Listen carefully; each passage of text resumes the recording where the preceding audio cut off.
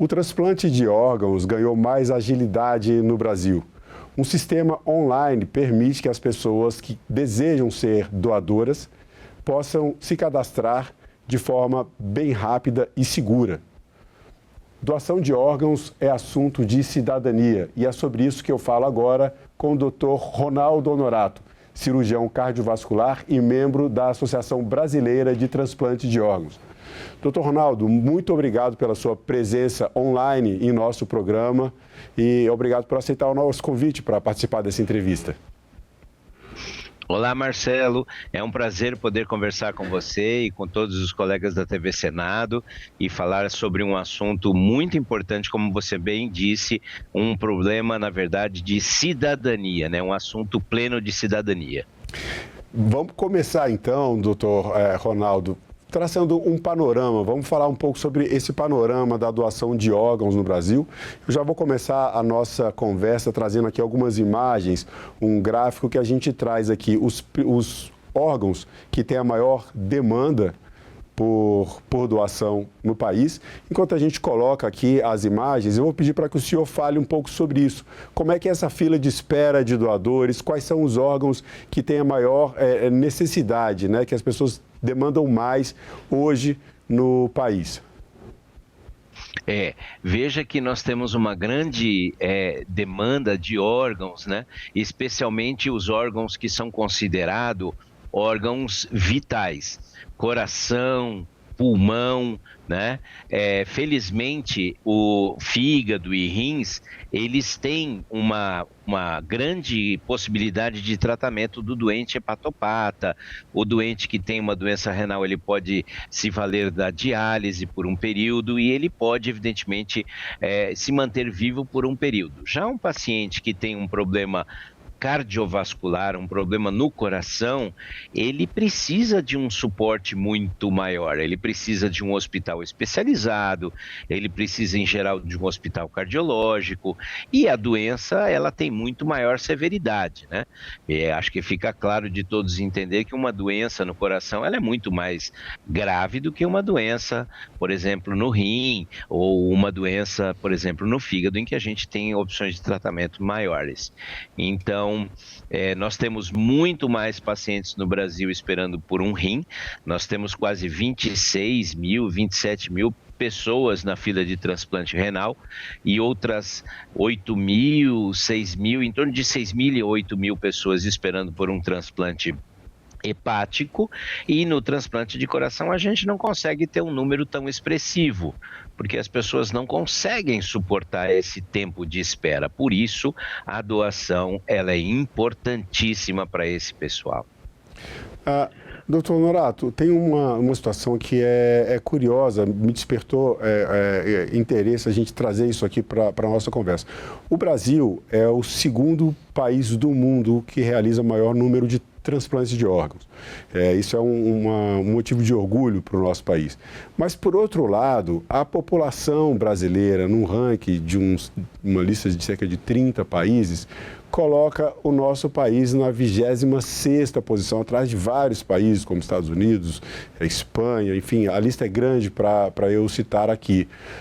O que acontece? Como é que a gente consegue ser um país que realiza tantos transplantes, mas, ao mesmo tempo, na nossa população, existe um número baixo de pessoas que estão cadastradas como doadoras de órgãos? Eu acho, Marcelo, fundamentalmente, que isso remete a uma discussão.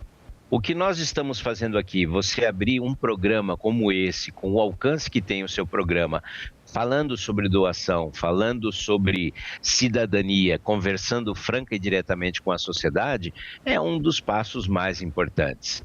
Então, eu creio que a educação, e a educação é uma ferramenta transformadora de qualquer sociedade, é muito importante que a gente converse sobre isso. As pessoas têm que entender uma coisa: o transplante não é só para quem fica doente. O transplante ele pode aparecer em qualquer momento da nossa vida. Veja você, um apresentador que frequentava nossos finais de semana toda semana, né? Ele entrava em nossas casas, nós passávamos horas com ele durante muito tempo, a gente conviveu com essa pessoa nos finais de semana e em um momento ele precisou fazer um transplante, não só um transplante, mas 2 transplantes. Ele precisou fazer um transplante de coração, ele precisou fazer um transplante renal. Por quê? Porque ele foi sendo tratado, ele foi ficando mais idoso e ele tendo maiores complicações, ele se beneficiou do Sistema Nacional de Transplantes. Que fique você sabendo, Marcelo, eu acho que você já sabe, evidentemente, mas que fiquem nossos telespectadores sabendo que o transplante no Brasil, ele é gratuito. Ele é feito pelo SUS. Então, o SUS, ele garante a equidade a todos os pacientes que necessitam de um transplante. Ele é o sistema mais democrático de transplantes do mundo. Nos Estados Unidos e na Europa é um procedimento tão caro, tão custoso, que só faz transplante quem tem sistemas de seguro de saúde, quem tem convênios de saúde ou pessoas que possam pagar pelo procedimento, sabe? Então, além da gente ter um sistema, como você colocou, muito pujante em relação ao número de transplantes, nosso sistema é orgulhosamente muito democrático. Mas para que ele possa ser fortalecido, nós precisamos dessa conversa, nós precisamos que a sociedade entenda que a doação, ela é importante. Eu não consigo fazer transplante se não houver doador, né? E a família que decide, Marcelo. Esse é um ponto importante, porque aqui a gente entra agora no assunto principal, quer dizer, no que traz a gente a fazer essa conversa aqui, é esse novo sistema que foi implementado recentemente, agora de 2024, né? A autorização eletrônica de doação de órgãos. Um sistema simples, que pode ser acessado por e-mail, pelo celular, pelo computador, por um tablet. É um sistema online onde a pessoa que tem o desejo de se tornar doadora vai fazer um cadastro e ela pode, em alguns minutos, tornar-se uma potencial doadora de órgãos. Eu gostaria que o senhor falasse um pouco sobre isso, esse novo sistema e como isso muda a realidade hoje, como isso facilita a vida das pessoas que querem se tornar doadoras. Além dessa facilidade, Marcelo, mais do que tudo, ela torna a decisão familiar uma decisão mais leve. O momento da doação, né? No meu caso, no transplante de coração, eu posso fazer transplante com doadores falecidos. Não há outra hipótese, não há outra possibilidade de eu obter um coração daquele de uma pessoa que tenha falecido. E a pessoa acaba falecendo em função de um dano encefálico, de um dano cerebral que é irreversível, que é incompatível com a vida como nós a conhecemos. Muito bem.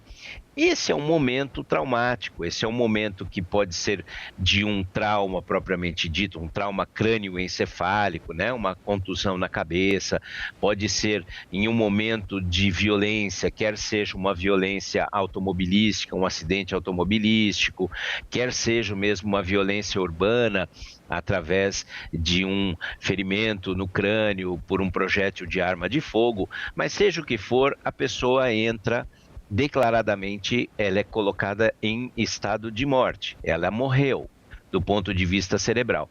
Então a família, ela vai ser comunicada dessa morte, dessa inviabilidade cerebral, mas quando ela chega na UTI, ela observa que o coração está batendo, ela vê o monitor em que existe respiração, o doador, ele se torna suportado, né? Então a gente suporta com oxigênio, com medicações que ajudam o batimento cardíaco, hidratação, mantendo a funcionalidade dos rins, e desta forma a gente mantém o organismo de uma maneira geral. Mas a família, nesse momento, ela está abalada. Então imagine você, se esta pessoa em vida manifestar a sua vontade através deste documento da autorização eletrônica de doação de órgãos, e isso estiver registrado numa base, que é a base notorial dos cartórios, e tiver um acesso fácil, a gente vai saber qual seria a vontade. deste que sofreu o acidente. Minha família sabe que eu quero ser doador, então essa decisão para a minha família vai ser muito mais fácil e tende a respeitar a minha vontade. E o sistema facilita também o acesso da família a essa decisão, porque esse é um ponto, talvez um dos gargalos do sistema, porque muitas vezes a pessoa tem o interesse de se tornar doadora, a pessoa quer ser doadora quando chegar o seu momento, infelizmente a gente tem que falar aqui de forma clara, né? Em algum momento da vida todos nós morreremos. Então, tem pessoas que querem ser doadoras, mas às vezes não fazem essa manifestação de forma explícita para toda a família e a gente nunca sabe a hora que vai chegar, né? Então, esse sistema, ele facilita a vida dos familiares, né, que perderam um ente querido, para que eles possam ter conhecimento se aquela pessoa desejava ou não ser uma doadora de órgãos. É verdade, Marcelo. Veja que curioso. Nós fazemos seguro de vida, né, Marcelo? Mas a gente só usa o seguro de vida na morte. Ninguém faz seguro de morte. Existe isso? Alguém faz aqui seguro de morte? A gente não faz. Então, a morte, ela tem um dogma, né, de conversar sobre a morte. Então, o ideal seria que no âmbito familiar a gente conversasse fluidamente sobre a morte. Olha, o dia que eu morrer, eu gostaria que meus órgãos fossem doados e tudo, mas isso é uma conversa que as famílias evitam, né? Imagina, ficar falando de morte agora, ninguém gosta de ficar falando da morte, a gente fala da vida, a gente faz planos de vida, a gente faz projetos para viver uma vida melhor com os nossos filhos, com os nossos familiares queridos, né? A gente não fica pensando no processo da morte, mas você muito bem colocou, a morte é inexorável, ela é o processo que ocorre na vida. Então, quando isso ocorre de uma maneira abrupta, a família fica em dúvida. E tendo este documento, a decisão é sempre da família, sabe, Marcelo? É muito importante colocar, nenhum de nós, médicos transplantadores, faz alguma coisa sem o consentimento da família. E mesmo esse mecanismo existindo, a família sempre será consultada. Mas se a família souber a vontade daquela pessoa que naquele momento é declarada morta, ela vai seguir a vontade, concorda? Muita gente, doutor Ronaldo, a gente estava conversando um pouco antes da entrevista de algumas situações, questões às vezes culturais, questões religiosas que levam pessoas, famílias às vezes, a discordarem da doação.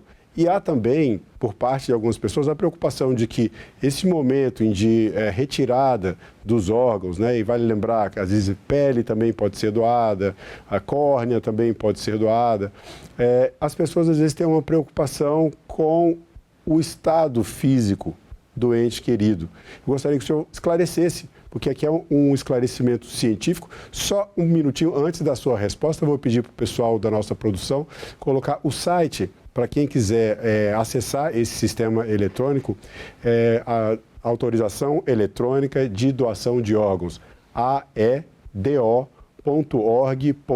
Eu estou falando aqui, daqui a pouco a gente vai ter o texto na tela. Enquanto isso, eu queria que o senhor falasse um pouco sobre essa minha última pergunta. Marcelo, essa sua pergunta é fundamental. Antes de mais nada, nós somos médicos treinados e nós respeitamos profundamente aquele momento de dor que a família está passando. Todos os transplantadores, nós lutamos pela vida. Ninguém fica feliz quando uma pessoa morre. Ah, que bom, morreu, eu vou fazer mais transplante de coração. Não. É uma tragédia para uma sociedade. Você ter tantas pessoas que são violentamente mortas num trânsito, você ter tantas pessoas que são, infelizmente, acometidas por armas de fogo, sabe? Isso não é uma coisa bacana, é uma sociedade que ainda precisa ser trabalhada.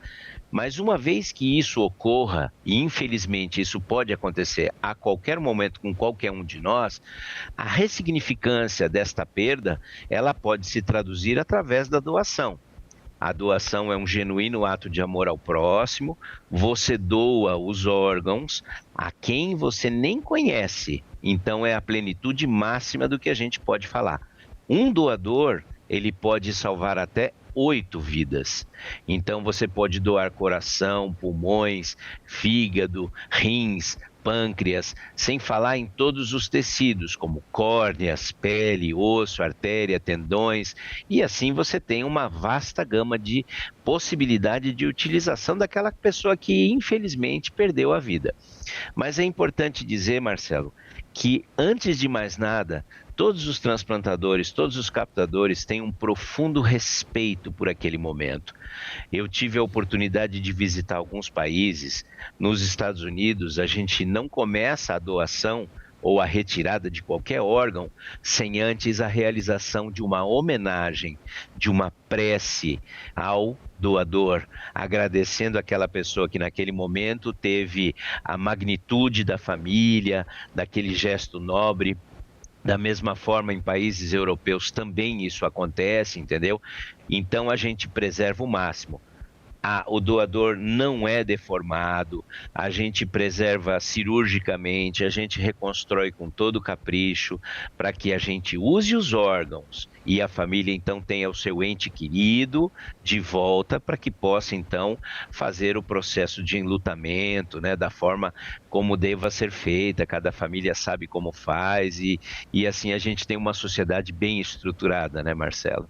Esse é um gesto de amor que você traz vida, é uma situação bonita mesmo, porque nós somos um país cristão, então existe a ressurreição, é parte da nossa cultura, da religiosidade do povo brasileiro, e nesse momento em que a pessoa faz uma doação de órgãos, o ente querido que faleceu, que se despede, né, que deixa a família enlutada, pode estar garantindo a sobrevida de outras pessoas.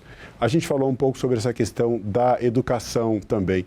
Eu quero lembrar as pessoas que estão assistindo essa entrevista que há uma matéria disponível na Agência Senado, uma matéria muito boa, inclusive o doutor Ricardo Honorato fez ali também uma entrevista. A gente está colocando aqui, a pessoa pode acessar essa matéria, nós vamos colocar daqui a pouco o QR Code para quem quiser acessar a matéria e ter mais informações sobre a doação de órgãos no Brasil. E enquanto isso, doutor Ronaldo, eu gostaria que o senhor falasse sobre a importância da educação para a gente melhorar esse aspecto que eu comentei no começo da entrevista, que é o baixo número de pessoas cadastradas para a doação de órgãos. Deveria ser um tema nas escolas? Na minha opinião, sim, Marcelo.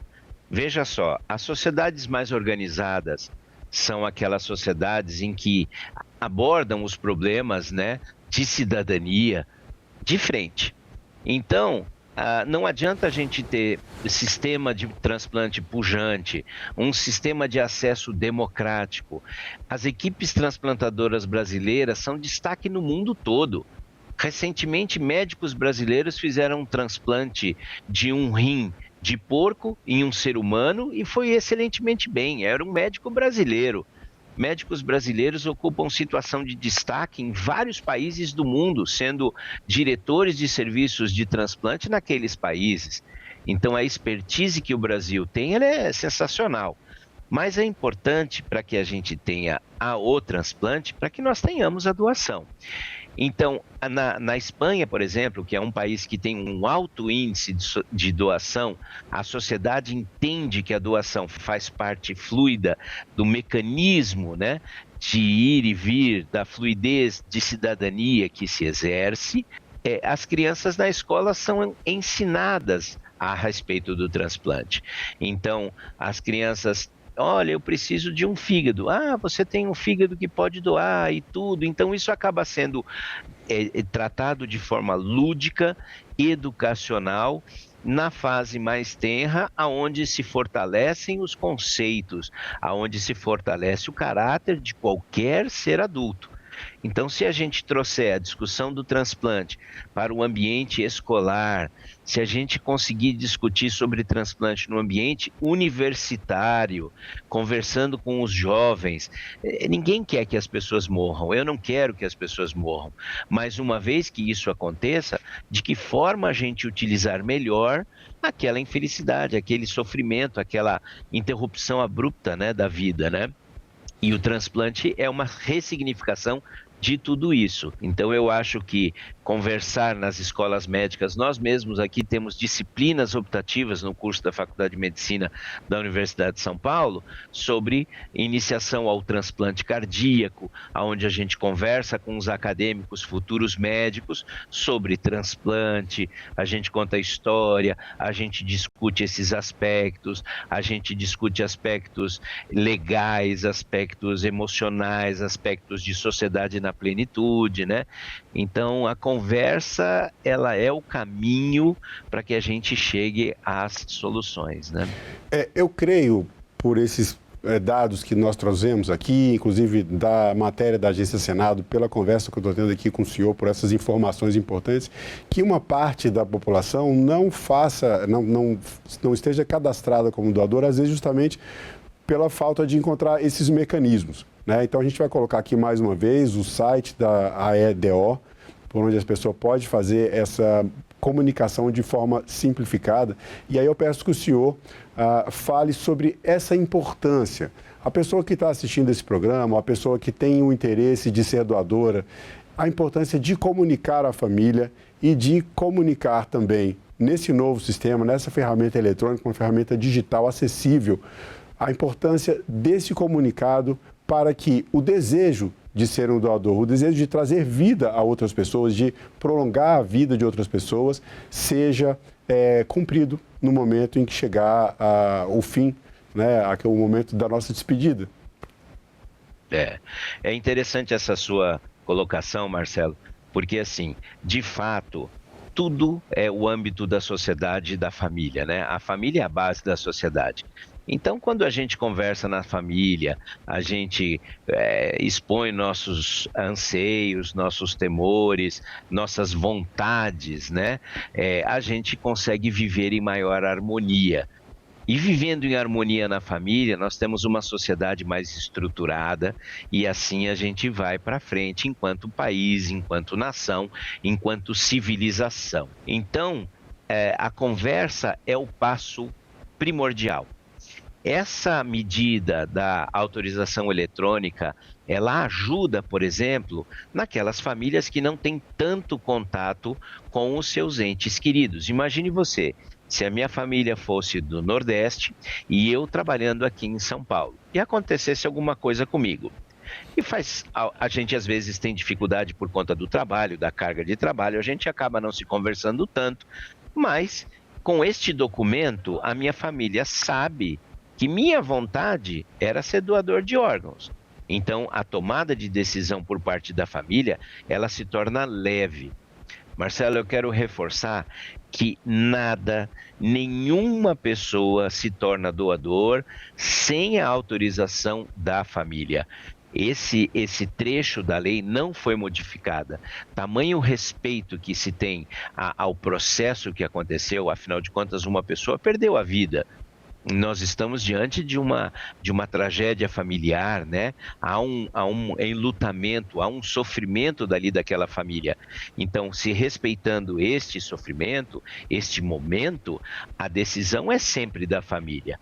E se a família tiver dúvida, esse processo pode se tornar demorado.